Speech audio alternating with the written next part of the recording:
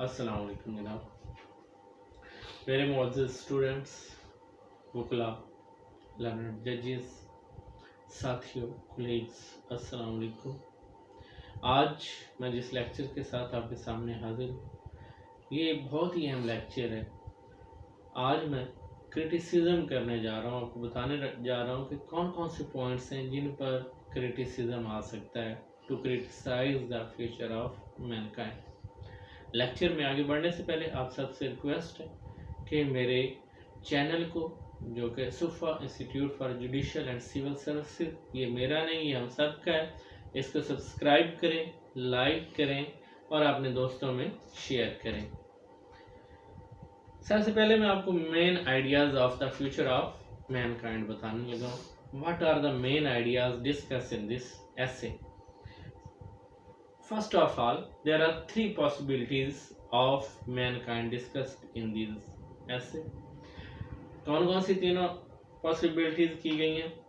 Result of next world war की सूरत में जो आएंगी, because in this essay first prediction of the Russell is the third world war and all the possibilities of future discussed in this essay will happen after the World War Third. Number one, the elimination of human race. पहली possibility क्या discuss कर रहा है वो? End of human race. Number two, reversion to barbarism or fresh start. And number three, world government. So these three possibilities are the first main idea of the essay which is discussed. इसको जब वो आगे लेकर बढ़ता है तो वो जिस चीज़ को डिस्कस कर रहा है वो है world government. Throughout the essay वो वर्ल्ड गवर्नमेंट को डिस्कस कर रहा है। According to Russell, world government कैसे पॉसिबल है, पूरे ऐसे में वो हमें बता रहा है how a world government can be formed and what is the effect of the world government. इसमें वो हमें ये भी बताता है कि world government is not possible through peace. फिर आगे चल के बताता है कि why world government is not possible, because the all countries can not surrender their sovereignty and world alliance is not possible. So second main idea is world government. Third one is freedom of thought, which prevails in USA, not in USSR. तो तीसरा main idea वो है freedom of thought. पहला क्या है जनाब? Three possibilities. Second is world government, third is freedom of thought and fourth and final one is law. Why law is necessary to limit the freedom. तो ये चार main ideas उसने पूरे ऐसे के अंदर डिस्कस किए हैं। इसको हम जब आगे लेकर चलते हैं, हम इस पर कमेंट्स करते हैं इसके इन्हीं मेन आइडियाज पर और रसल के डिस्कशन पर। सबसे पहले रसल को एज ए प्रॉफिट शो किया गया। Russell as a prophet, what mean by prophet? Prophets are sent in this world to guide the world. They are the messengers of Allah. But here Russell play a role of prophet in international politics. International politics में उसका role एक profit का नजर आता है। Especially the ceaseless conflict between the democratic United States and communist Russia. Russia और United states में उसका जो कॉन्फ्लिक्ट हमें नजर आ रहा है वो सीजलेस है। The various possibilities that he envisages and are certainly based on the actual facts and situations as it exists even today and existed when the essay was written. But all the possibilities discussed are not true. सारा कुछ जो उसने discuss किया mostly वैसा ही है, लेकिन सब कुछ ऐसा भी नहीं है जैसा उसने डिस्कस किया था। क्यों? Russell is advocate of democracy. Russell किस चीज को एडवोकेट कर रहा है? डेमोक्रेसी को. Is advocate of democratic freedoms and he condemns the communist Russia. Freedom of democracy को वो सपोर्ट करता है और रशिया को थ्रू आउट द ऐसे वो कंडेम करता हुआ नजर आता है. On the subject of freedom, there are two opinions. USA and Great Britain are certainly the great champions of democracy. Freedom के मौजू पर दो ओपिनियंस हो सकती हैं. दोनों मुल्क डेमोक्रेसी के चैंपियंस हैं और सोवियत यूनियन किसको कर रहा है? Upholder of communism. चाइना, जो उसने मुकम्मल तौर पर डिस्कस नहीं किया इस ऐसे में, is an other player of the world government. इस पूरे ऐसे में रसल की मिसकैलकुलेशन क्या है? रसल मिसकैलकुलेशन को हम डिस्कस करेंगे. रसल की बेसिकली मिसकैलकुलेशन क्या है इस पूरे ऐसे में? नंबर 1 जो वो बात कर रहा है, if democracy is to survive the power of communist states are specially of Russia and China has to brought under control. Number 1 ये उसकी मिसकैलकुलेशन है. वो कह रहा है कि इन दोनों की ताकत को अंडर कंट्रोल लाना होगा. अंडर कंट्रोल आप किस तरह लाना होगा? वो कह रहा है कि आपको थ्रू वार लाना होगा, through the means of war to be fought by the democratic nations against the communism, against the communist ones. तो वो वार जो टोटलिटेरियन स्टेट्स के खिलाफ लड़ी जाएगी बाय द डेमोक्रेटिक स्टेट्स, उसके जरिए इनको अंडरमाइन करना होगा. But it is here Russell makes a terrible mistake. अब ऐसा नहीं हो सकता कि एक जंग आपकी मर्जी से शुरू हो और आपकी मर्जी पर खत्म हो. Even when both powers have nuclear weapons, जब दोनों के पास न्यूक्लियर वेपन्स भी हों तो क्या होगा? आपकी मर्जी का रिजल्ट नहीं आएगा. But you can start the war according to your own choice but not ends. आप मर्जी स्टार्ट कर सकते हैं लेकिन इसको एंड अपनी मर्जी से आप नहीं कर सकते. एंड करने के लिए आपको दूसरी की मर्जी पे जाना होगा. आपको मैं एक रिसेंट एग्जांपल देता हूँ. अभी इमरान खान ने जैसा कि कहा था कि जंग इंडिया मर्जी से स्टार्ट कर सकता है लेकिन इफेक्ट पूरी दुनिया होगी और आपकी मर्जी से ख़त्म नहीं होगी. सिमिलरली न्यूक्लियर वेपन स्टेट्स के दरमियान कोई भी जंग जो है वो उनकी मर्जी से ख़त्म या ख़त्म नहीं हो सकती. उसकी रीज़न मैं आपको साथ साथ बताता चलता जाऊँ कि second strike capability is very important in nuclear wars. What is second strike capability? Second strike capability ये होती है कि how much capabilities you have to attack the other state through your submarines. If you have capability to attack the your enemy state with your nuclear submarine, it is called second strike capability. तो आप पूरी दुनिया को तबाह कर दें और दूसरे आपके एनिमी के पास सेकंड स्ट्राइक कैपेबिलिटी है तो भी आपके ऊपर वो स्ट्राइक जरूर करेगा.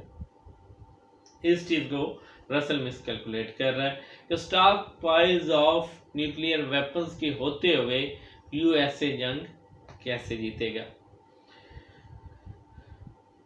Both sides have tremendously increased both in quantity and striking power. अभी जो मैंने आपको बात बताई स्ट्राइकिंग पावर की.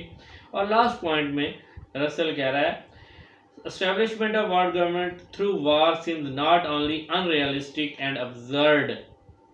हम कह रहे हैं कि जो वार के जरिए गवर्नमेंट कायम की जाएगी वो अब्सर्ड होगी, अनरियलिस्टिक होगी. यहाँ पर हमने उसकी 6 मिसकैलकुलेशंस को डिस्कस किया है या उनको पॉइंट आउट किया है, उनको क्रिटिक का निशाना बनाया है. Number 1 the control over Russia and China. Number 2 a war between communist and democratic states. Number 3 the result of nuclear war. Number 4 the next world war should be atomic and he does not understand the result of this war. Number 5 stockpile of nuclear weapons, and last but not the least is that this idea is absurd and unrealistic. These 6 points are very important. Next point our is the idea of world government is not feasible. Number one, the idea of world government is not feasible, not valuable, not acceptable, and not applicable in this world. Why? Because of two reasons. Number one,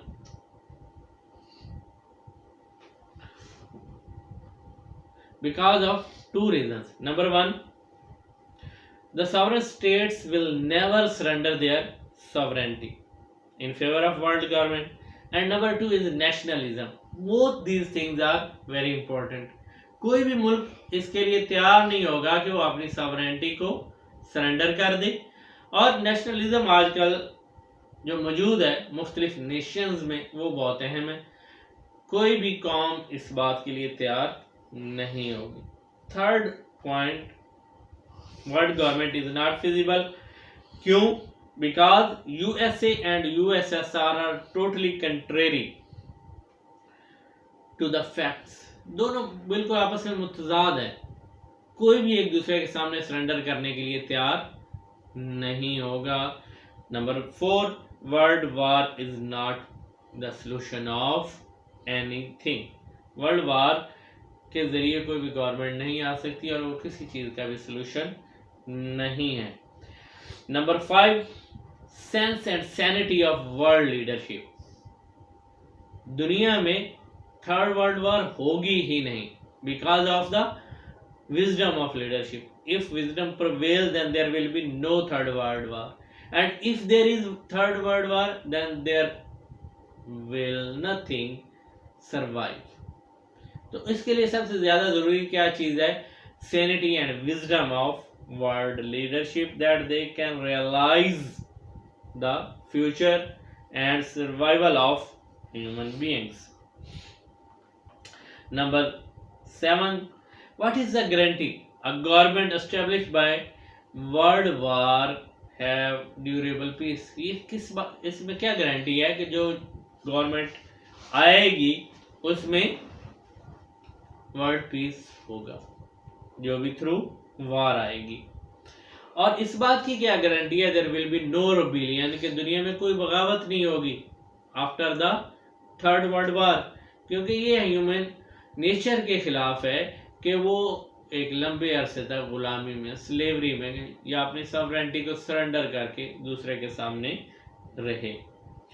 and last point is that the might of weaponry is not a reliable thing to create peace in the world. So here 9 points are discussed in criticism of world government. Number 1, sovereignty. Number 2, nationalism. Number 3, contradiction of opinion between USA and USSR. Number 4, establishment of world government is not a real source of survival. Number 5, wisdom of leadership. Number 6, there will be no world war. Number 7, what is the guarantee of peace after the world war? Number 8, what is the guarantee of no rebellion in the world after the world war? And last is might of weaponry is not the source of peace in the world. तो यहाँ पर मेरे दोस्तों हमने जिन points को as a criticism use किया है वो मैंने आपके सामने रखे.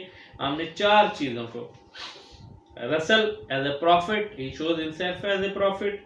Second, he is an advocate of democracy and used this essay as a propaganda essay. In next I discuss the miscalculations of the Russell, and last, the world government is not feasible, जो सबसे अहम point है, उसके लिए मैंने आपको 9 points बताए हैं क्रिटिसाइज करते हुए कि ये बहुत अहम पॉइंट है। आज हमने क्रिटिसिज्म को डिस्कस किया है कि इस जो आइडिया रसल ने दिया है वो कैसे पॉसिबल नहीं है। इंशाल्लाह मैं अपने नेक्स्ट लेक्चर में रसल के स्टाइल, राइटिंग स्टाइल को और प्रेसी राइटिंग को डिस्कस करूंगा। आप सबसे इन द एंड गुजारिश है, keep watching and keep sharing my videos, my channel and subscribe my channel. Thank you, अल्लाह हाफिज। इंशाल्लाह नेक्स्ट मुलाकात होगी।